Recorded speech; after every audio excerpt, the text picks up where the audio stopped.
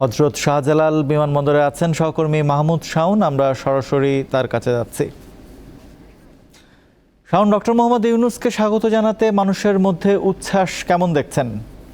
রাজীব, এই মুহূর্তে ঢাকার হযরত শাহজালাল আন্তর্জাতিক বিমানবন্দরের ঠিক ভিআইপি লাউঞ্জের বাইরেই আমরা অবস্থান করছি এবং এখানে যদি বলি যে এখানে আসলে কয়েক স্তরের নিরাপত্তা নিশ্চিত করা হয়েছে এবং এখানে নিরাপত্তা বাহিনীর সদস্যরা এখানে উপস্থিত আছেন। এর মধ্যেও কিন্তু সাধারণ অনেক মানুষ এখানে এসেছেন, তারা এখানে অবস্থান করছেন। বিশেষ করে বিভিন্ন শ্রেণী পেশার মানুষদের অবস্থান আমরা দেখতে পাচ্ছি। এবং আপনাকে আরেকটু জানিয়ে রাখি যে যারা বৈষম্য বিরোধী ছাত্র আন্দোলনের সাথে যুক্ত ছিলেন সেই শিক্ষার্থীরা যেমন এসেছেন, তারা কিন্তু ভেতরে ছিলেন তিন বাহিনী প্রধানের সঙ্গে এবং তারা কিন্তু বরণ করেছেন। কিন্তু এর বাইরেও কিন্তু আরও অনেকেই এখানে বাইরে অবস্থান করছেন এখানে। এবং সবচেয়ে বেশি আমি বলবো যে দেশ বিদেশের অসংখ্য গণমাধ্যম কর্মীরা এই মুহূর্তে আসলে এই বিমানবন্দরের বাইরে অবস্থান করছেন এবং সবারই আসলে অপেক্ষা যে কখন ডক্টর মোহাম্মদ ইউনূস এই পথ দিয়ে বের হবেন। এবং এই যে সাধারণ মানুষ যারা এখানে আছেন তাদের সঙ্গে আমরা কথা বলে তারা জানতে পেরেছি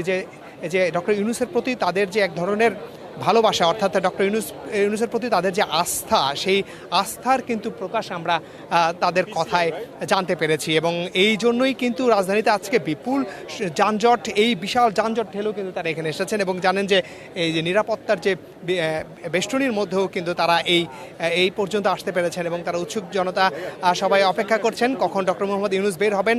এবং আজ রাত 8টায় বঙ্গভবনে কিন্তু তিনি শপথ নেবেন এবং তার সঙ্গে যারা আরও উপদেষ্টা হবেন তারাও কিন্তু শপথ নেবেন।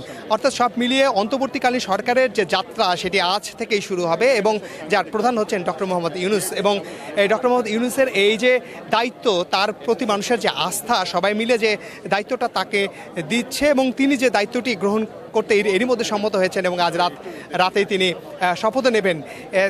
সেই আস্থার জায়গা থেকেই তিনি কিন্তু এরই মধ্যে বিমানবন্দরের ভেতরে গণমাধ্যম কর্মীদের সঙ্গে কিন্তু জানিয়েছেন যে বৈষম্য বিরোধী ছাত্র আন্দোলনের নেতাদের যে ত্যাগ, যে হত্যার যে সাধারণ মানুষদের প্রাণ গেছে, সেগুলো নিয়ে কিন্তু তিনি বলছিলেন। তো সব মিলিয়ে আসলে রাজীব, আমি বলতে পারি যে এই মুহূর্তে এখানে অর্থাৎ এই যে বাইরে সবারই আসলে অপেক্ষা কখন ডক্টর মোহাম্মদ ইউনূস এই পথে বের হবেন এবং তারপরে তিনি তো বিভিন্ন অংশীজনদের সঙ্গে কথা বলবেন, মতামত দেবেন এবং সবশেষে তিনি তো আজ রাত 8টায় বঙ্গভবনে শপথ নেবেন, তার সঙ্গে অন্যান্য উপদেষ্টারাও শপথ নেবেন। রাজীব।